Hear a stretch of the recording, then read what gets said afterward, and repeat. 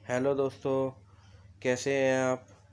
स्वागत है आपका हमारे यूट्यूब चैनल दी टेक लोधा में। दोस्तों, जैसा कि आप लोगों ने थंबनेल देख ही लिया होगा कि आज का हमारा टॉपिक क्या है। दोस्तों, मेरे पास एक कमेंट आया था जिसमें मुझसे ये पूछा था किसी ने कि मेरी बीटेक कंप्लीट हो गई है और मुझे अपनी बीटेक कंप्लीट किए हुए 4 साल हो गए हैं, लेकिन मेरा एक सब्जेक्ट ड्यू रह गया है और मेरा वो क्लियर नहीं हो पाया है। मुझे दो बीटेक करने के बाद भी 2 साल ऊपर और हो गए हैं। तो अब मेरा क्या होगा अगर बाई चांस मेरे को और ज़्यादा टाइम लगता है, 1-2 साल और लगते हैं, तो दोस्तों उसके बाद मेरा क्या होगा, ये उन्होंने मुझसे पूछा था। तो इसी चीज़ का जवाब देने के लिए हमने ये वीडियो बनाया है दोस्तों। तो शुरू करते हैं दोस्तों। जैसा कि आप लोग जानते हैं कि टेक्निकल यूनिवर्सिटी जैसे कि राजस्थान टेक्निकल यूनिवर्सिटी है और यूपीटीयू है। तो इन और भी यूनिवर्सिटीज़ हैं, लेकिन मैं इन दोनों के नाम बता रहा हूँ दोस्तों। तो यहाँ से हम बीटेक की डिग्री और लेते हैं दोस्तों, टेक्निकल डिग्री लेते हैं। और भी डिग्री ले सकते हैं यहाँ से, लेकिन बीटेक एमटेक ये डिग्री यहाँ पे मेन होती है। बी आर्क भी है यहाँ पे।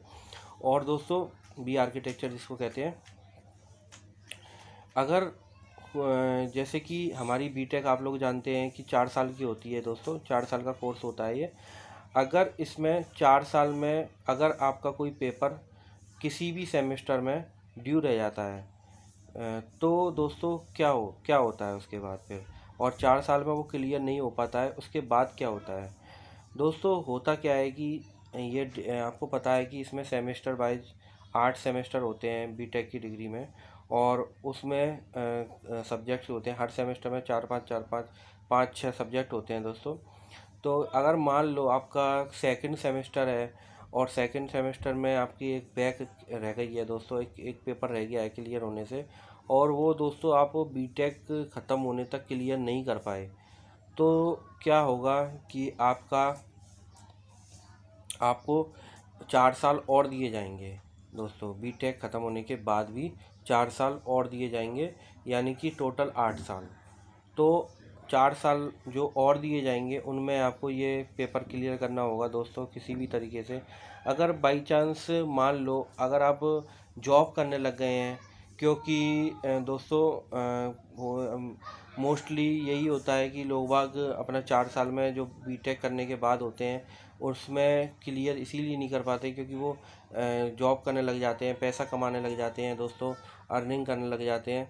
तो उनका इसी वजह से वो पेपर की तरफ उनको पेपर पढ़ने के लिए दोस्तों, पढ़ाई करने के लिए और पेपर देने के लिए टाइम नहीं मिल पाता है, फॉर्म वगैरह भी नहीं भर पाते हैं वो दोस्तों। तो इसीलिए उनको 4 साल और क्या कहते हैं 4 साल में भी उनका क्लियर नहीं हो पाता है।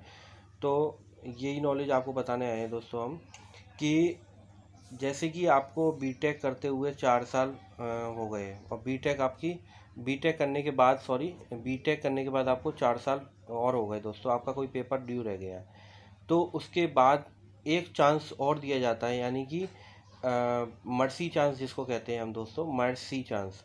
यानी कि कोई भी यूनिवर्सिटी हो, चाहे वो आरटीयू यूनिवर्सिटी हो या फिर कोई यूपीटीयू हो, तो वो आपको एक दया के तौर पे वो आपको एक चांस और देती है, जिसमें कि आपको उस चांस में किसी भी कंडीशन में आपको वो पेपर क्लियर करना होता है दोस्तों। तो इसकी जो फ़ीस होती है दोस्तों, जो मर्सी चांस की फ़ीस होती है वो और जो नॉर्मल बैक के पेपर होते हैं उनसे थोड़ी ज़्यादा होती है, 2-3 गुना ज़्यादा होती है दोस्तों। तो मेरा कहना आपसे यही है, मैं आपको एक सलाह देना चाहूँगा दोस्तों कि आप अपना ये मर्सी चांस का ये चांस ही मत आने दो दोस्तों। क्योंकि जैसे कि आप बीटेक कर रहे हैं, आप कोशिश करें कि आपके बीटेक में ही वो पेपर क्लियर हो जाए।